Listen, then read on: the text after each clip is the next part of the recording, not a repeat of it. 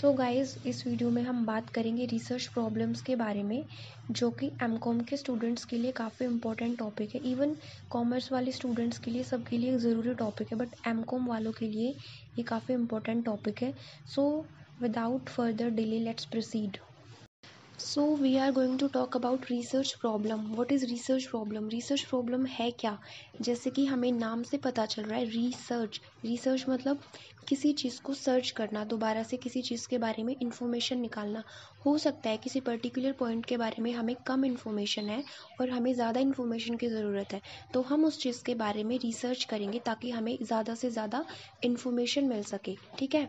और अगर कोई प्रॉब्लम ही नहीं है तो हम रिसर्च किस चीज़ के बारे में करेंगे? So without a problem research can't proceed. बिना किसी प्रॉब्लम के रिसर्च नहीं हो सकती, क्योंकि there is nothing to proceed. अगर हमारे पास कोई प्रॉब्लम ही नहीं है तो हम सोल्यूशन किस चीज़ का निकालेंगे?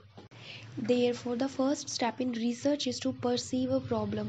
सबसे पहला काम होता है रिसर्च का प्रॉब्लम को परसीव करना, इधर प्रैक्टिकली और थ्योरेटिकली, ठीक है। वो जो प्रॉब्लम है वो आपको किसी एक्टिविटी को कैरी ऑन करते वक्त भी आ सकती है, या आप किसी चीज़ को रीड करते हैं उस टाइम भी आ सकती है। So we can say that research is the process of repeated search for truths or facts. ठीक है, रिसर्च क्या है? एक प्रोसेस है जिसमें हम सर्च करते हैं ट्रुथ या फिर फैक्ट्स के बारे में पता लगाते हैं। और जब तक हमारे पास कोई प्रॉब्लम नहीं होगी, इन्वेस्टिगेशन कांट प्रोसीड। सो इसीलिए हम बोल सकते हैं कि प्रॉब्लम सेट्स द गोल और डायरेक्शन ऑफ द रिसर्च, ठीक है। प्रॉब्लम जो है हमारी रिसर्च की डायरेक्शन को शो करती है। सो हम रिसर्च प्रॉब्लम को बहुत सिंपल वर्ड में ऐसे समझ सकते हैं कि some difficulties experienced by the researcher in a theoretical और प्रैक्टिकल सिचुएशन। कि जब भी कोई भी रिसर्चर कोई भी काम, कोई भी एक्टिविटी कैरी ऑन करता है, तो उस टाइम पे उसको जो डिफ़िकल्टी फेस करनी पड़ती है, उस सिचुएशन को, उस डिफ़िकल्टी को हम बोलते हैं problem. And solving this difficulty is the task of research. और उस डिफ़िकल्टी को सॉल्व करना वो किसका काम है? रिसर्चर का काम है, ठीक है। तो इस चीज़ को हम बोल सकते हैं रिसर्च प्रॉब्लम। सो गाइज, अब पॉइंट ये है कि हमारे पास वो डिफ़िकल्टी क्यों आई?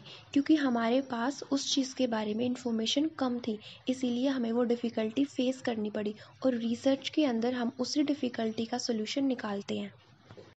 The problem for research should ordinarily be expressed in an interrogative form. For example, why is product X more popular than product Y? Product X product Y से ज़्यादा popular क्यों है? And why is factory A earning profits and factory B incurring losses? Factory A को profit हो रहा है और factory B को लॉस हो रहा है, ऐसा क्यों है? तो ये सब हमारी रिसर्च प्रॉब्लम है, और रिसर्चर इन सब के आंसर्स फाइंड आउट करते हैं। सो मेरे ख्याल से अब आपको रिसर्च प्रॉब्लम के बारे में पता चल गया होगा कि रिसर्च प्रॉब्लम एक्चुअल में होती क्या चीज़ है। Now let's move to the next topic, and we are going to talk about some considerations for selection of a research problem. research problem को select करते वक्त या research questions को select करते वक्त हमें कौन सी चीज़ें ध्यान में रखनी ज़रूरी हैं? सबसे पहली चीज़ तो a topic of the study may be selected by some institution or by some researcher or researchers having intellectual interest.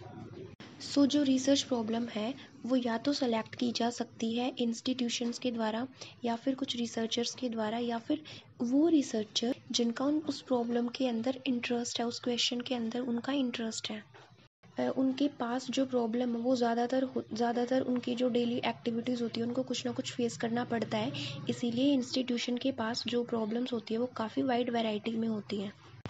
The topic of study may be selected by some individual researchers having intellectual or scientific interests. So persons may also be interested in a phenomena which has already been studied in the past, but now it appears that conditions are different and therefore it requires further examination.